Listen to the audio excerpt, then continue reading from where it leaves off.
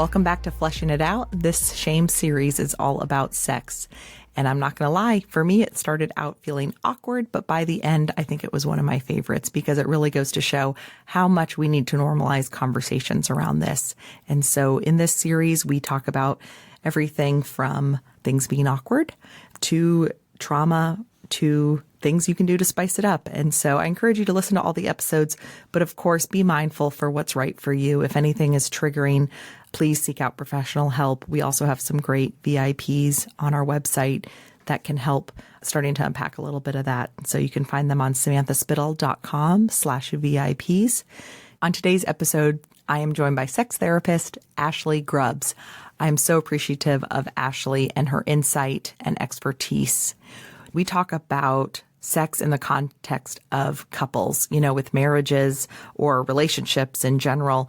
Sex is obviously a big part of it, but it's also a big source of contention and resentment at times, whether it's between men and women or different partners and, different beliefs or drives and all this stuff that is going on in people's life, but we're not talking about. And so I am so grateful that she addresses these things. And she's also really big on women enjoying sex. And so join us as we flesh it out. I did a consult on Friday. I always do consults Monday and Friday, so I don't work, with a woman who is going through cancer treatment and already didn't love her body before and is really concerned about now I don't have breasts anymore. It's totally different. What's my sex life going to look like now? And my body image was already terrible. And she told me how she was talking with her husband, and her husband was saying this is very unique to us. Other people don't have this problem. We're the only married couple not enjoying our sex life. And, she's telling me isn't this crazy that this is happening to me? And I told her, I will never not have a job. Every client that comes and goes and is in a good place and doesn't need me to help them rebuild, there's another one immediately in the wings, waiting to take that spot. This isn't weird. It's not just, we just think it is because no one wants to talk about why don't I want to have sex with my partner, trauma or not? No one's talking about sex or intimacy or, what happens behind closed doors in a variety of situations, not just sex, but, in general. And that's what I think is super interesting, that when people start talking about it, like you experienced, right? The second someone is willing to say, this one thing happened to me, it's 2,000 people saying, oh, me too. That's what I think is super cool. Well, that is a perfect intro to today's episode. So yeah, there's all these conversations around this that people aren't talking about. Yeah. I tell my clients, you have to talk about it before you can have it. That's always the first thing we're doing, is working on how are we talking about sex with our partner, not working on how are we having sex with our partner.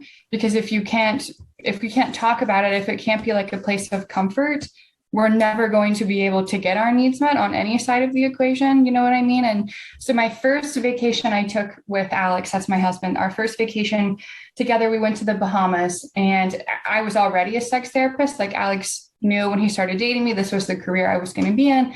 And so I'm very comfortable, saying penis or vulva or talking about different types of sex or intercourse or intimacy is very normal for me. And so that painted a picture in his head of what kind of person that was going to make me from a sexual perspective, because he didn't know any other women that were cool talking about it. And we had a really big fight in the Bahamas because he expected a week away from work for both of us meant we were going to have sex every day. And to me, it was a week away from work. I just want to sit and breathe air, it's not, that's not something that's going to rank. But that we weren't talking about what our expectations were, what frequency was. And so when we were in this beautiful space, really enjoying our time, he was like, what the heck is happening? Why is this only once every 3 days or every other day or whatever? When for me, it was, why would you assume that 7 out of 7 days, that's going to be what I want? And so it's like you said, having the conversation about what does this mean for us? What do we want this to look like within our relationship? Because most people are just going to make an assumption and move forward with that. Even my husband, who knew better, knowing this is what I talk about, he still did the same thing I would tell a client not to, Yeah. Oh my gosh. That's so perfect, because you look at it okay, we need to normalize the conversation. So for today's conversation, we're looking at a stereotypical monogamous committed couple to each other. Of course, this might look different to each and every person, but just for the sake of today, instead of trying to cover all the different things, we're kind of looking at, okay, couples, and today's guest, sex therapist, Ashley Grubbs. So I'm going to let you introduce yourself and also give me the correct term, because I don't know if that's the correct way to say it. So it is the correct way. So I'm an LPC, which means licensed professional counselor in Texas, Colorado, Virginia, and Maryland. And I specialize in sex therapy and neurodivergent relationships. Awesome. I'm excited to continue this month's shame trigger of the sex. And the reason I think, there's many different reasons that it causes shame and whatnot, but a big one is there's so much that happens, obviously, when you're in a relationship with someone, sex is a part of it. It's awkward to talk about not only publicly or with people or whatnot, but even within your partner. And then there's all these things that go on or don't go on that then no one talks about because, it's intimate and we're not supposed to, but yet everything's supposed to be great. There's just a lot there. So for today, I would love to kind of start out with, as you said, the thing you talk about with your clients first off is how do they say yes? How do you say no? How do you approach it? So I think that's a great way is like, let's first kind of put some boundaries in place, and then we can jump into kind of just this whole idea of desire within the marriage, because a big thing, there's that whole frequency talk and who wants it. And then of course you get into the stereotypes of that it's mainly for the men and the women are just checking the block and chugging along. And so here's a mind-blowing, what if both people enjoy it? So I would love to have you start, as you said, the way you start with your clients and your biggest piece of advice before you even jump down. Yeah, where we always start is how do you want to be approached and how do you want to hear no? Because if we're not talking about it and we're not feeling good approaching our partner with sex needs, the sex we're having is going to be garbage. It's just not going to get any better if we can't talk about it. And so I have all of my clients one at a time determine, what do you want initiation to look like?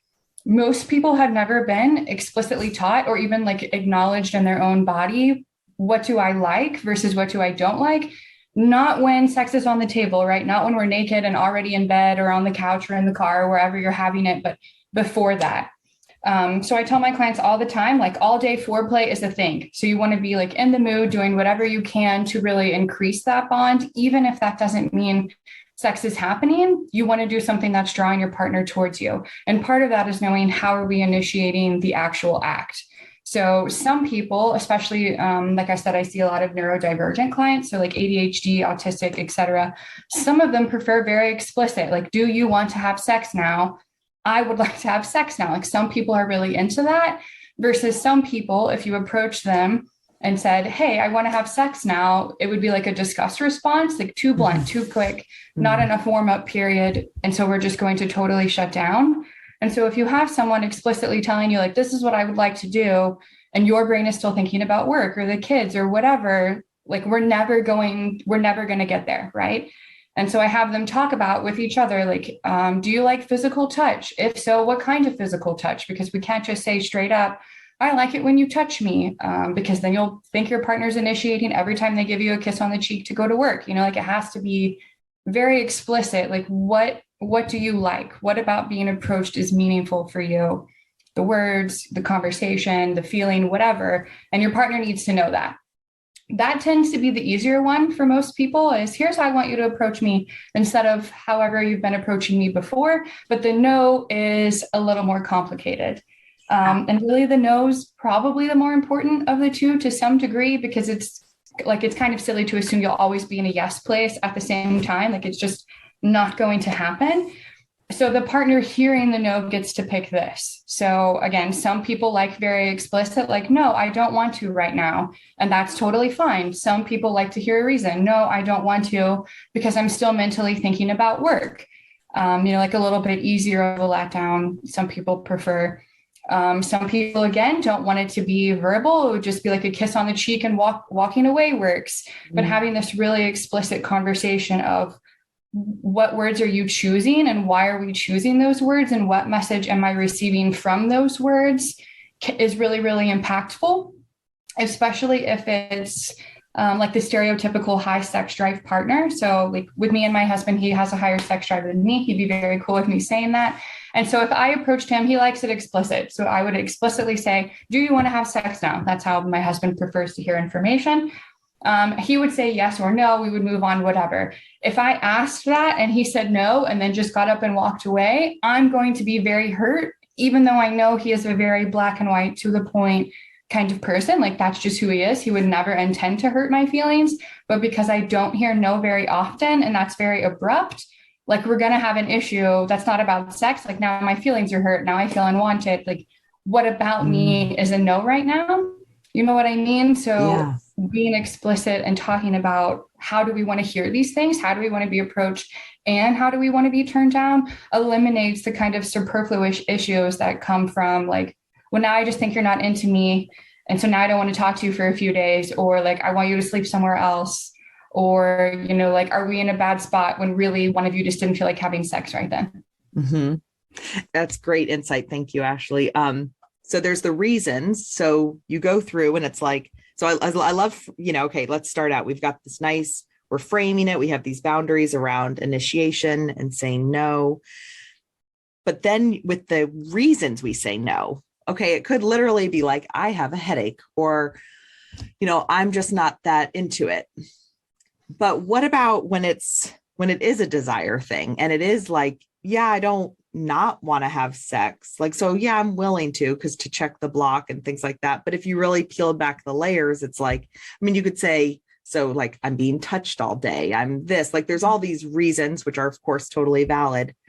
The question is, you know, how can women work towards having more desire so they can play a more active role in their sex life? Yeah. I think a really, really big part of the narrative is sex isn't about women. And that's not a complaint on men. I'm married to a man. He is a great human. Of course, I would choose him again. Society still kind of skews it towards one of two ways, right? So either you're like this huge sex goddess and that's all you ever want to do and you're super into it, in which case a lot of times what I would expect to see there is people thinking you don't have any boundaries, which is still going to impact your desire, right? If other people aren't respectful of what you're into and not into, cool. Why would you want to have sex with them? Or the other way, which is that you're not supposed to be sexual whatsoever.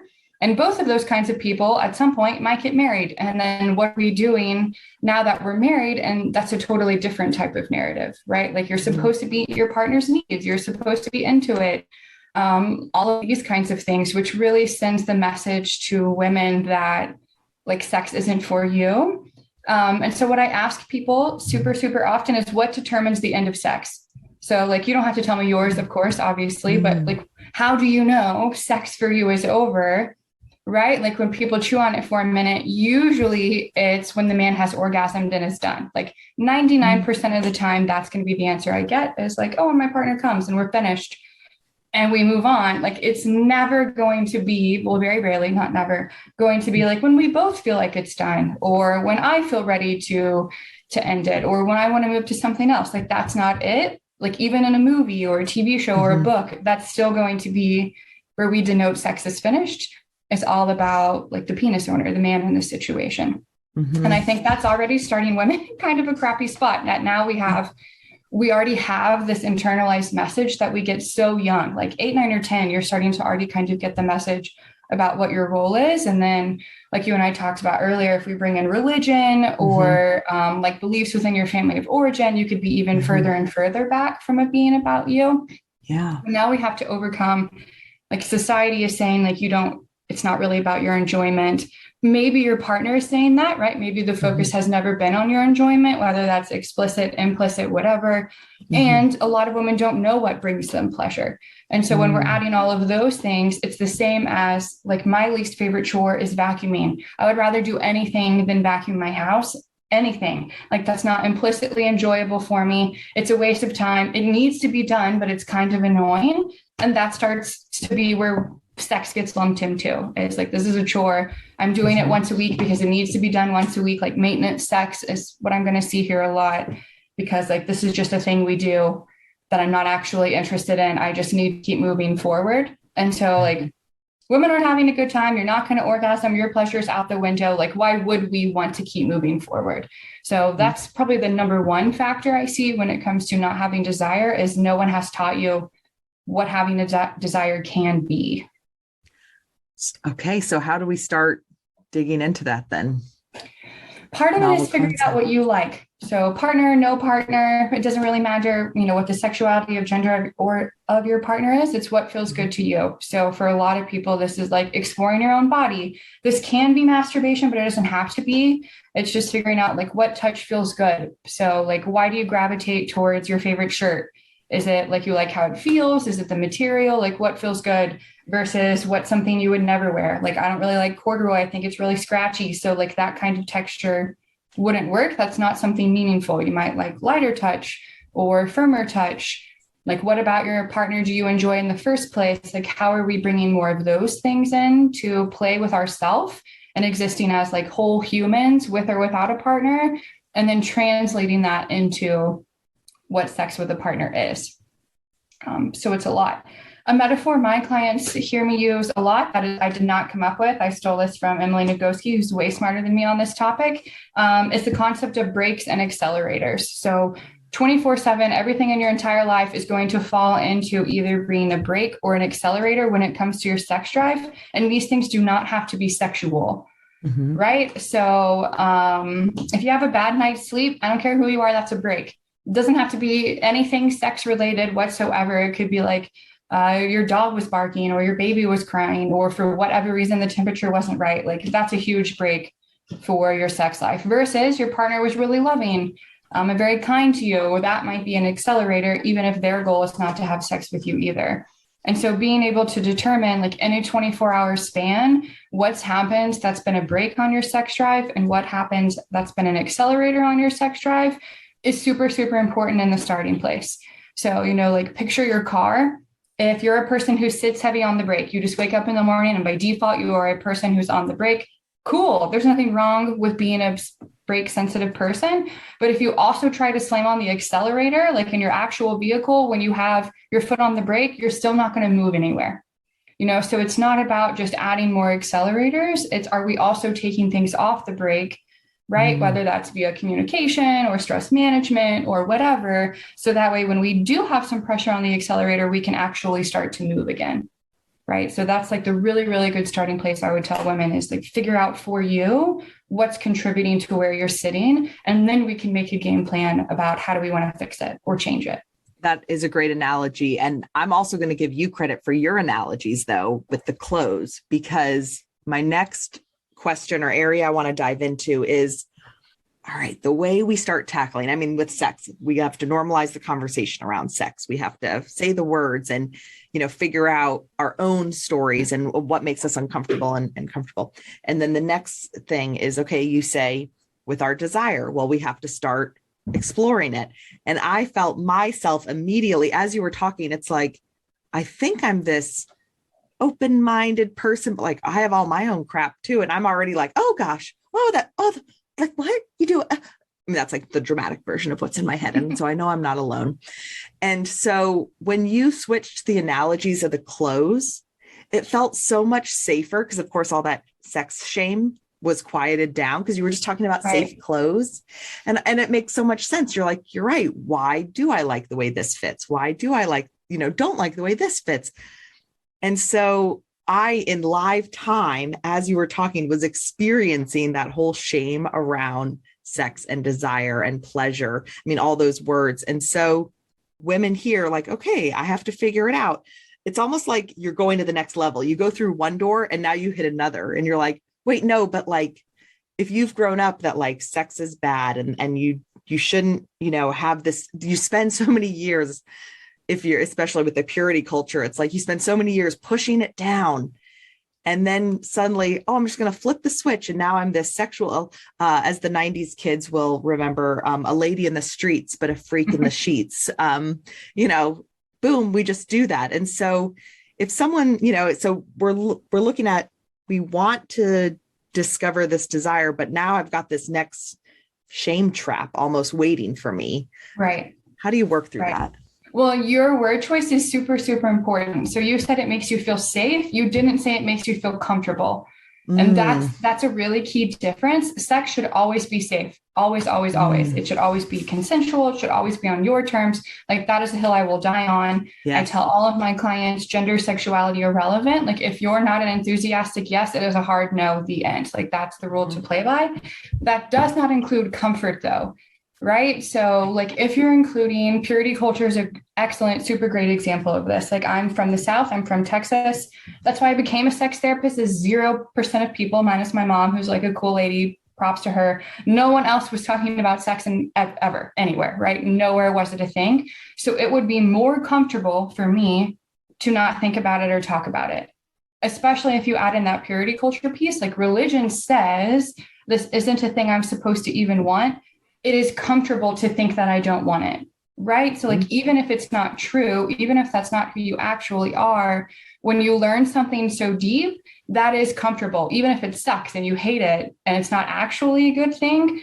Comfort is really appealing to cling to something that, like, feels soft and warm. And at least I know what to expect. That's what I hear all the time. Like, well, at least if it goes like this, if I'm not into it and I'm just doing it for the sake of my partner, I know how it ends. I know what's going to happen. I know what I have to do to get them off. That's all comfortable, but it's not necessarily safe, right? Mm. Like we're not invested in it. Our body's not part of the experience. Like we're thinking about, do we have to vacuum after? Like, is my day going to get worse? And I have two of my least favorite things back to back. Like safety isn't included if we're not living in our own body. It's just comfortable. Does that make sense? And so I That's think we have to look huge. at, like, if you're wearing comfy clothes, that can be safe and comfortable. So how do we make sex both safe and comfortable, not just one or the other? Yes. That is brilliant.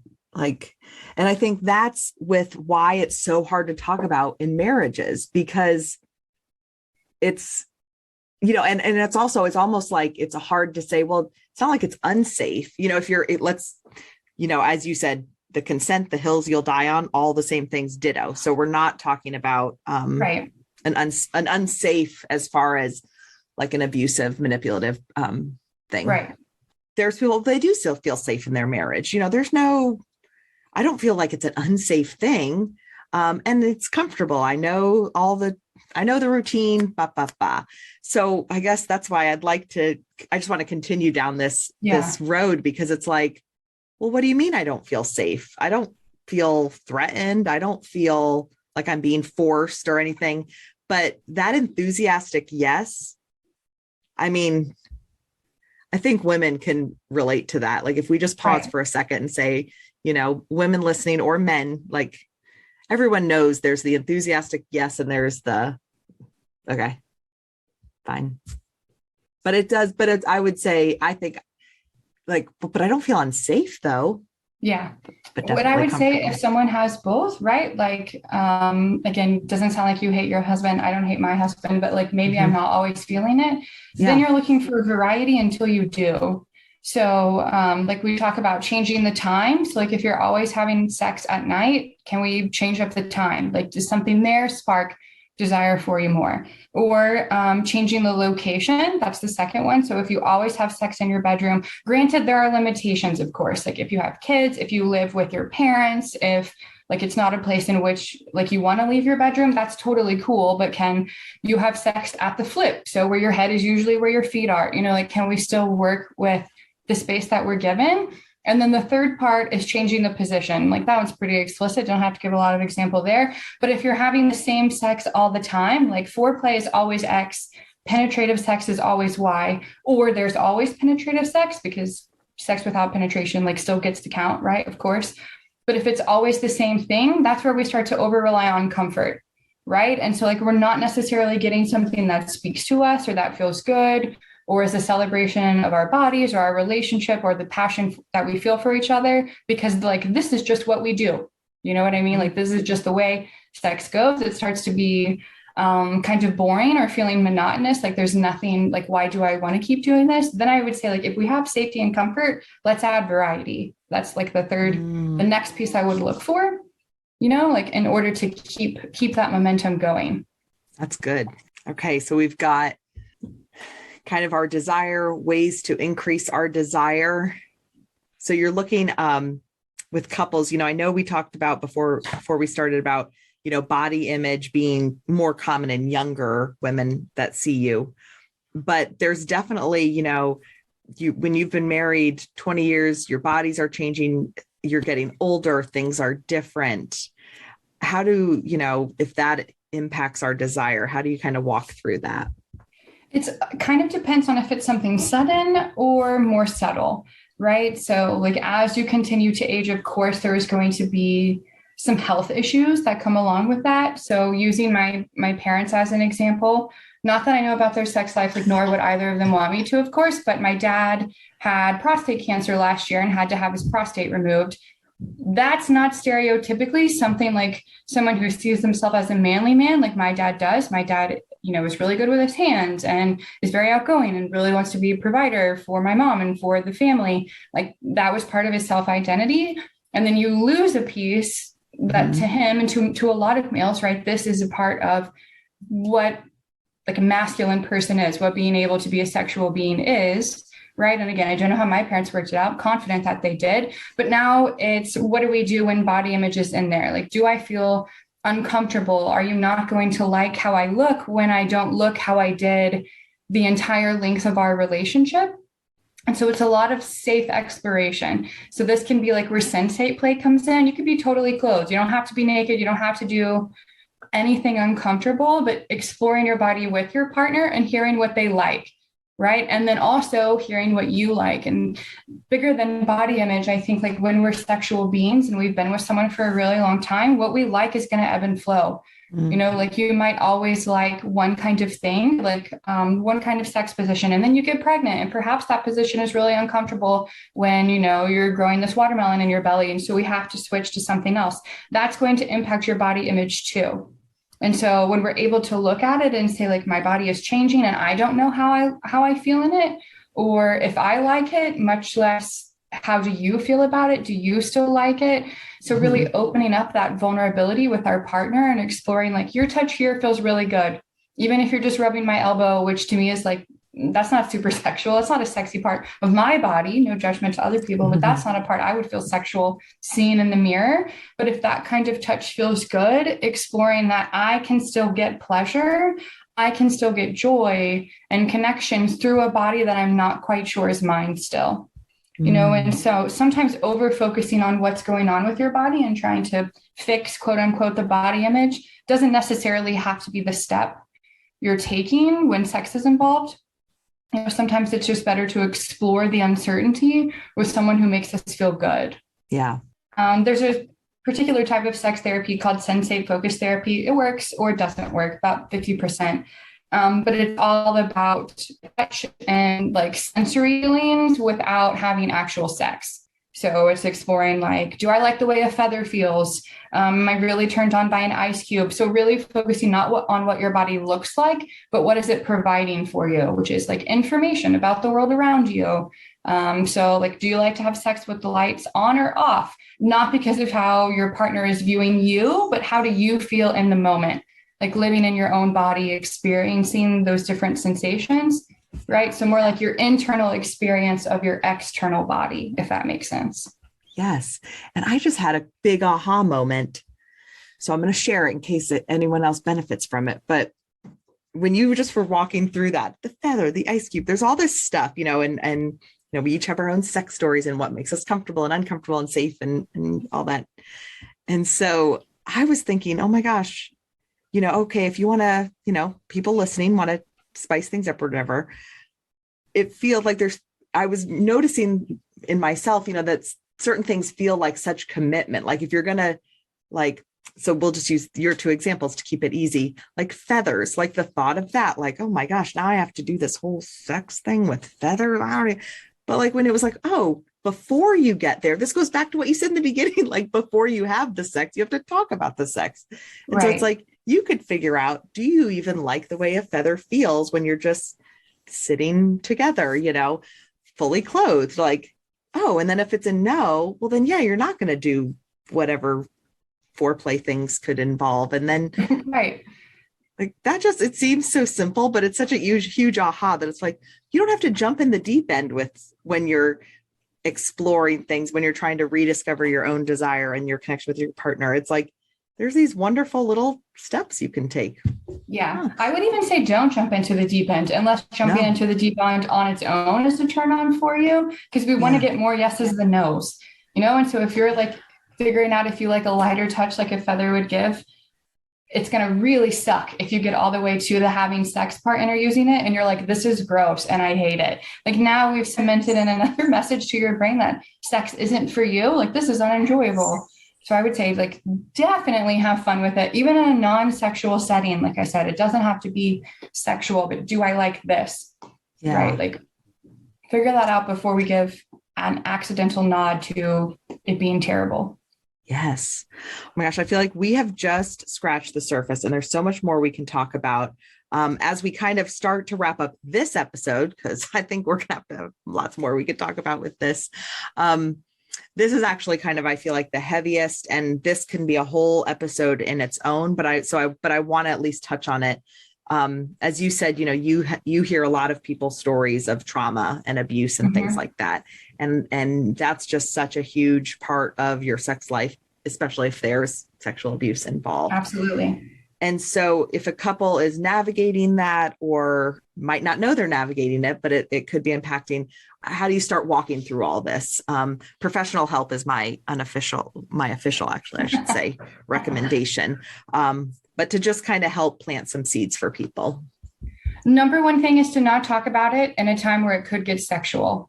So any client that comes in mind, whether it's a couple or an individual, knows my number one rule for talking about sex, trauma included, is you don't talk about it at night or the time you're most likely to have sex, and you don't talk about it in bed or the place you're most likely to have sex. The reason for this is like, we really, really, really don't want to conflate this terrible thing that someone else did to you. Like this, I say it's a gift we're trying to return, is like what I would say in session about it. That gift doesn't get to go with something beautiful you're choosing. Like we have to keep those as much as we can separate from each other. So that way, when you are enjoying like something really passionate and beautiful and on your own terms and consensual more than anything, we're not accidentally remembering this time we talked about a really deep sexual trauma with this same person. Right. So like where we're talking about it really, really makes a difference to say like, okay, cool. I have this thing I want to share with you, whether it's just like, this is okay, or this isn't okay, or like actually talking about the trauma. Doing those in very separate entities from one another is most important.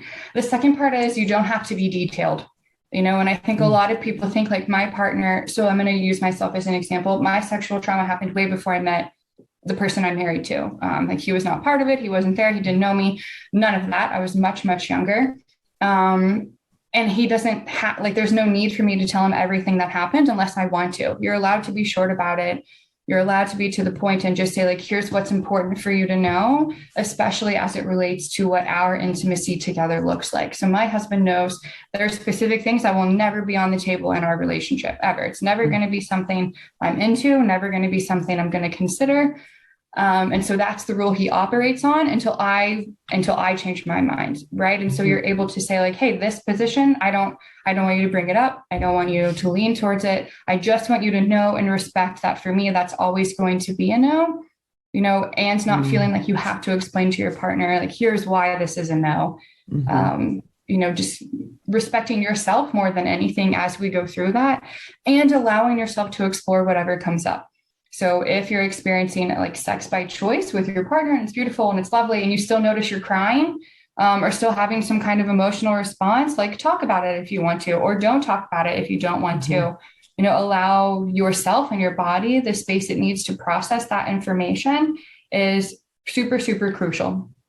That respect to yourself matters much more than what kind of sex you're having. And because we look for not having any, right? Again, we want more yeses, less no. So if in the middle of sex, you are having a trauma response, we end it there. Like there's no need to power through it to rewrite that memory. If we're experiencing trauma, we're experiencing trauma, and that's okay. And that can be healthy, and we can respect that. And so it helps your brain to know, like, now you're in control and can say no whenever you want to. So that's like the very basic pieces where I would start with a partner with healthy sex are those things. Great. Thank you. That's huge advice. I feel like, with listening today, if you're listening, it's like we scratch the surface. And if there's things that resonate with someone, kind of the last thing is how to delicately bring some of this stuff up with your partner. Because this is like going 0 to 60. There's so many things that people just assume is normal and no one's talking about. And so hopefully, if there were some seeds planted today, but that next step, like, what does that look like? Yeah.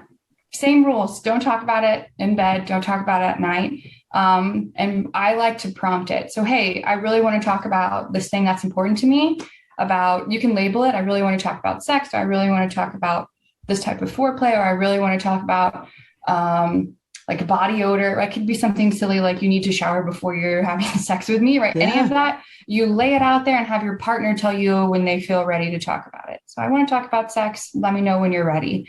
That way they can work through and they can acknowledge and own, like, what baggage do I think I'm about to bring into this?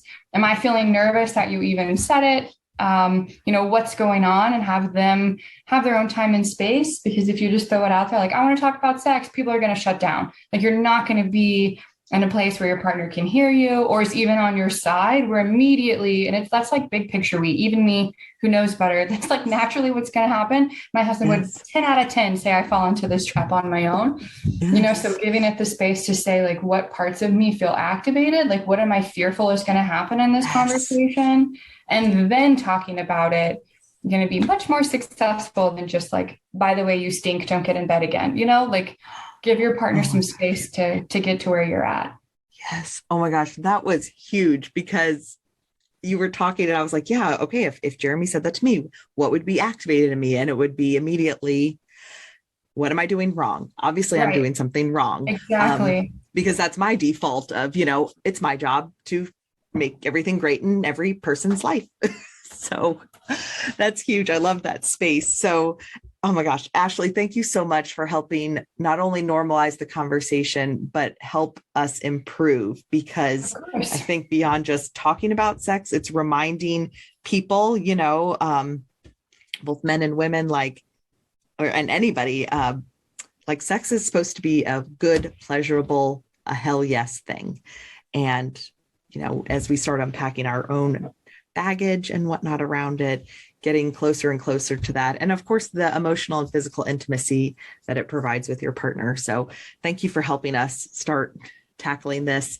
And how can people get in touch with you? Because I know you have some great insight. So I'm the world's worst at answering phone calls and or listening to voicemails. So email is better. So my email is Ashley, ASHLEY @blue, the color harbor, where you park a boat, therapy, whatido.com, or sending a message through my website, blueharbortherapy.com. Awesome. And I know you write too for some other pieces. Did you want to share any of those pieces that you write for? Or yeah, so I write monthly articles on sex and relationship from Kiss and Tell magazine. So if you just Google Kiss and Tell, you have to specify magazine, or you'll get some like weird stuff coming up. You can click me and see everything I've written for them.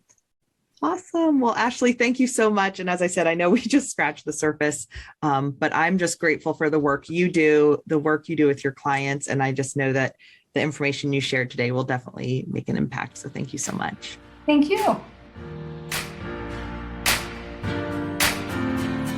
Thanks for listening to Flushing It Out with Samantha Spittle, where we explore growth and healing through vulnerable conversation.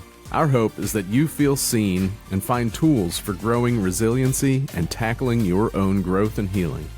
Be sure to subscribe and check out the VIPs and other resources at samanthaspittle.com. This has been a Spitfire production.